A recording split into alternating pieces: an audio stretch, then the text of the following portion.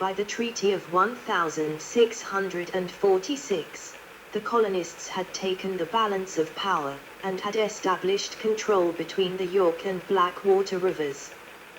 Royal Colony, edit. In 1624, the Virginia Company's charter was revoked and the colony transferred to royal authority as a crown colony, but the elected representatives in Jamestown continued to exercise a fair amount of power. Under royal authority, the colony began to expand to the north and west with additional settlements. In 1634, a new system of local government was created in the Virginia colony by order of the King of England. 8 shires were designated, each with its own local officers. These shires were renamed as counties only a few years later. Governor Berkeley and English Civil War, edit. The first significant attempts at exploring the Trans-Allegheny region occurred under the administration of Governor William Berkeley. Efforts to explore farther into Virginia were hampered in 1644 when about 500 colonists were killed in another Indian massacre led, once again, by Opechancanough. Berkeley is credited with efforts to develop other sources of income for the colony besides tobacco, such as cultivation of mulberry trees for silkworms and other crops at his large Green Spring plantation. The colonists defined the 1644 coup as an uprising. Chief Opechancanough expected the outcome would reflect what he considered the morally correct position, that the colonists were violating their pledges to the Powhatan. During the 1644 event, Chief Opechancanough was captured. While imprisoned, he was murdered by one of his guards.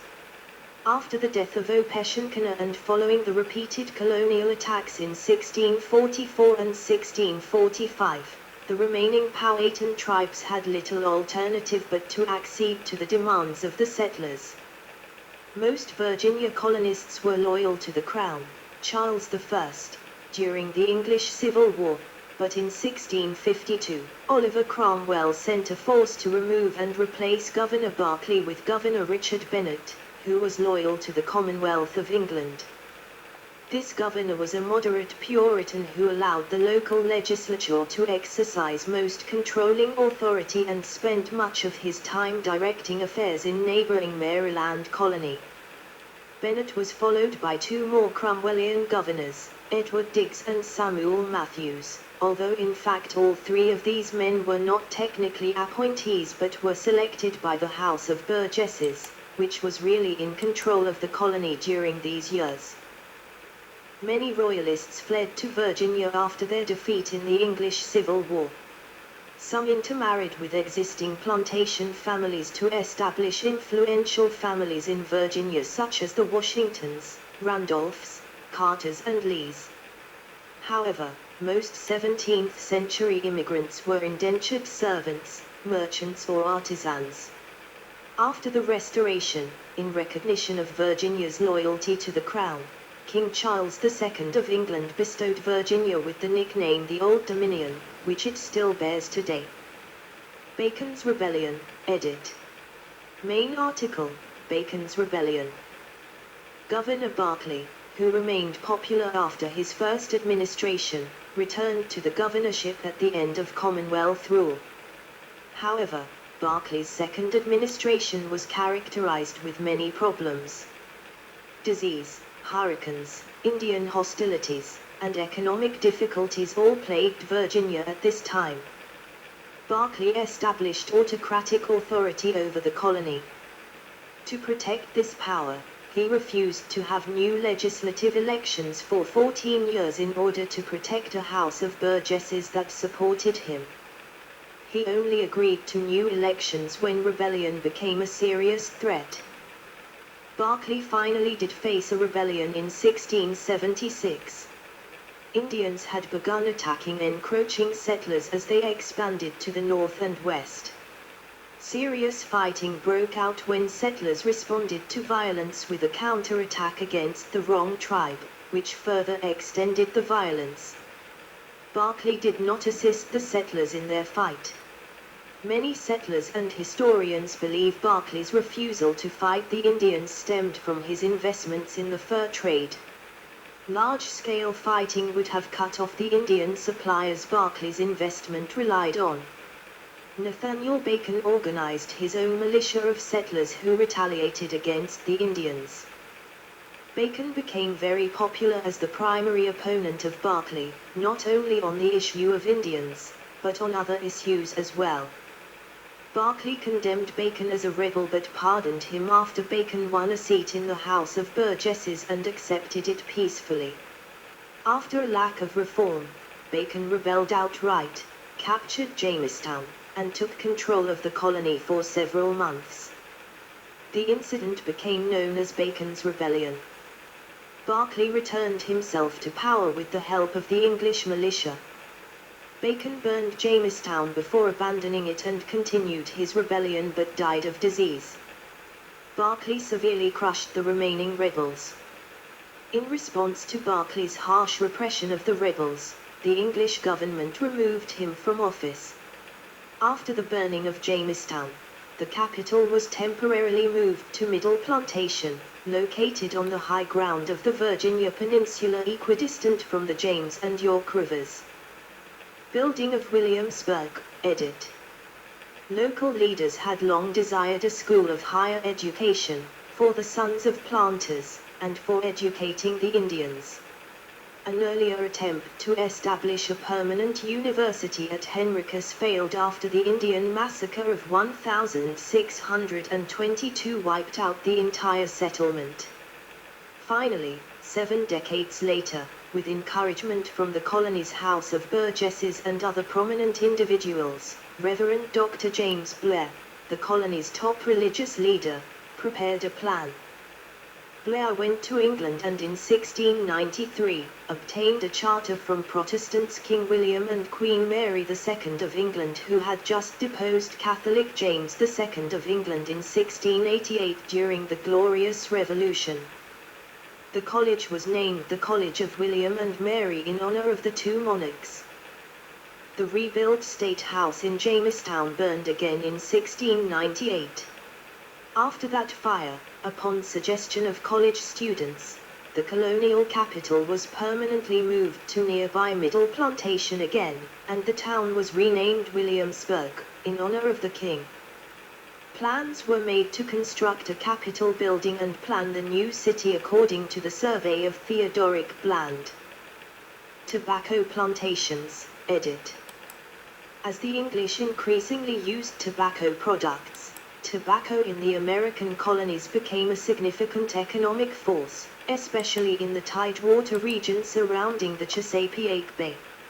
Vast plantations were built along the rivers of Virginia, and social forward/economic systems developed to grow and distribute this cash crop. Some elements of this system included the importation and employment of slaves to grow crops. Planters would then fill large hogsheads with tobacco and convey them to inspection warehouses. In 1730, the Virginia House of Burgesses standardized and improved quality of tobacco exported by establishing the Tobacco Inspection Act of 1730, which required inspectors to grade tobacco at 40 specified locations. Social structure, edit.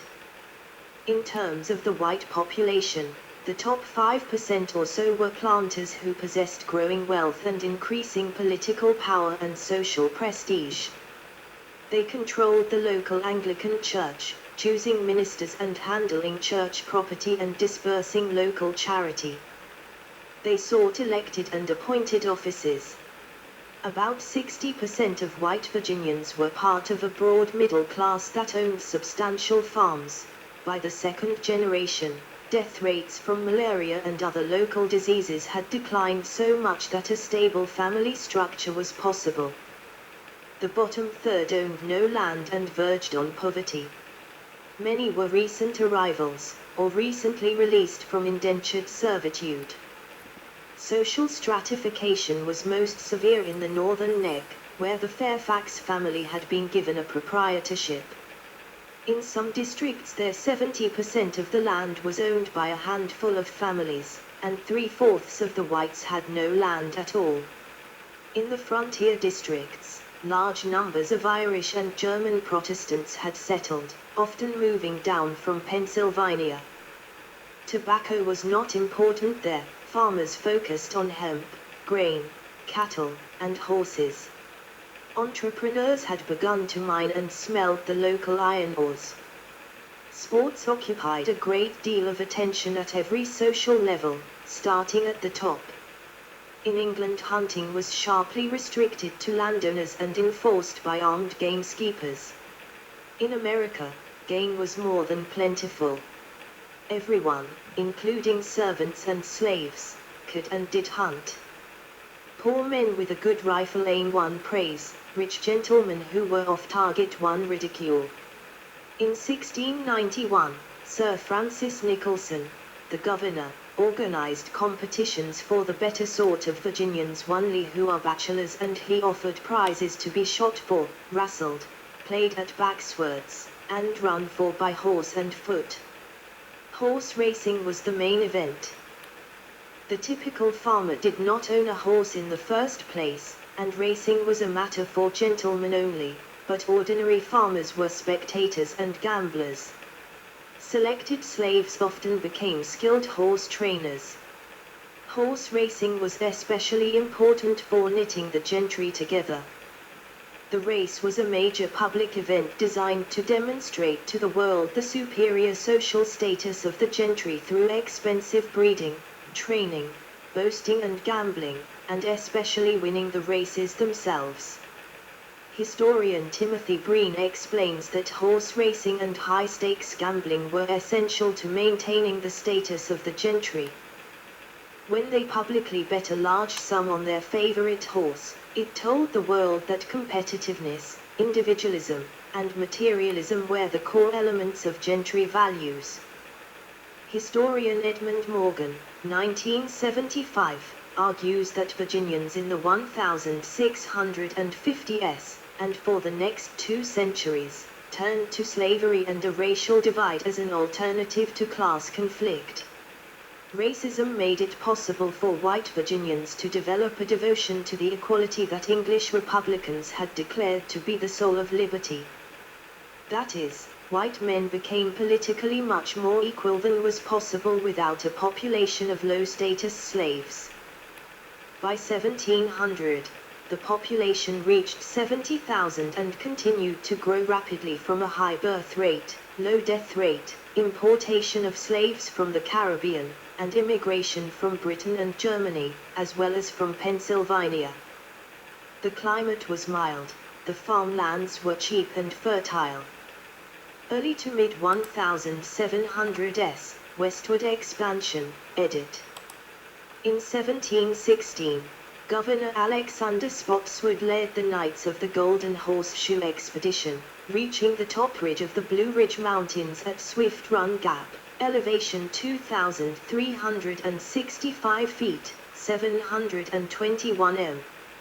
Spotswood promoted Germana, a settlement of German immigrants brought over for the purpose of iron production, in modern-day Orange County.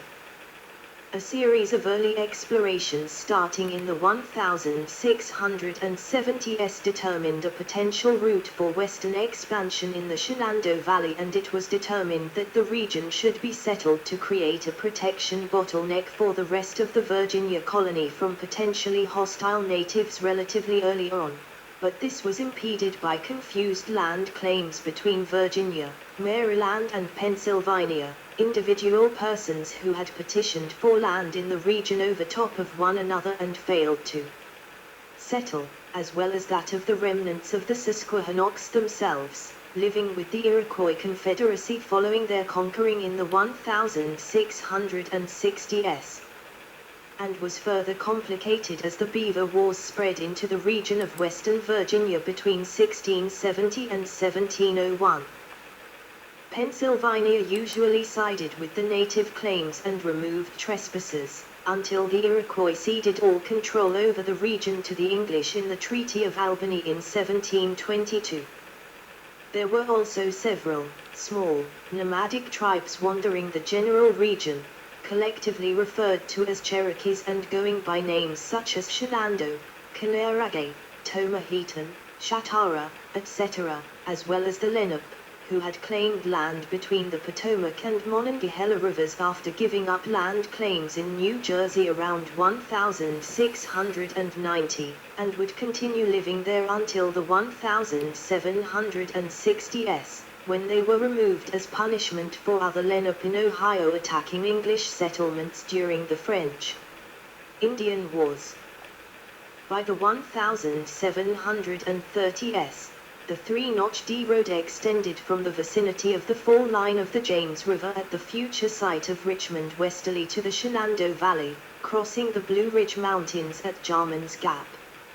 Around this time, Governor William Gooch promoted settlement of the Virginia backcountry as a means to insulate the Virginia colony from Native American and New France settlements in the Ohio country. In response, a wide variety of settlers traveled southward on the Indian Trail, later known as the Great Wagon Road, along the Shenandoah Valley from Pennsylvania. Many, including German Palatines and Scotch-Irish American immigrants, settled along former Indian camps. According to Encyclopedia Virginia, by 1735 there were as many as 160 families in the backcountry region, and within 10 years nearly 10,000 Europeans lived in the Shenandoah Valley. As colonial settlement moved into the Piedmont area from the Tidewater Forward/Chesapeake area, there was some uncertainty as to the exact tax boundaries of Virginia land versus the land patent quit-rent rights held by Thomas Fairfax, 6th Lord Fairfax of Cameron in the Northern Neck Proprietary. When Robert King Carter died in 1732, Lord Fairfax read about his vast wealth in the Gentleman's Magazine and decided to settle the matter himself by coming to Virginia. Lord Fairfax traveled to Virginia for the first time between 1735 and 1737 to inspect and protect his lands. He employed a young George Washington, Washington's good. Interesting. And open more. So this will take forever to read. It's 750. I open a bit more, but I'll do this later. I like to read this colony Virginia, but I've been a little bit tired my whole day. I think I go buy 2 more discount colas and a little candy. A little bag of candy, not too much, like 150 gram, not much. Go buy 2 big one discount colas. I will do that.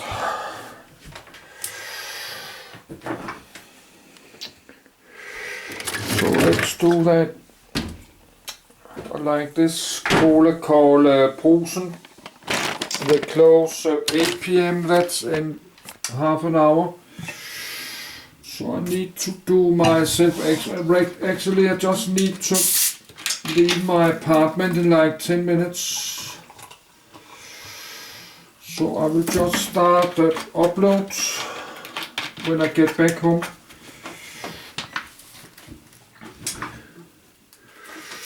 I need to go to my online banking and move to take $150 from my small saving.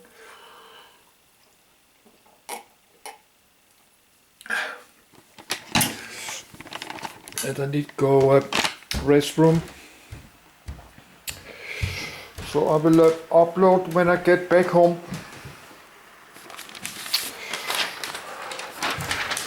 Let's do that.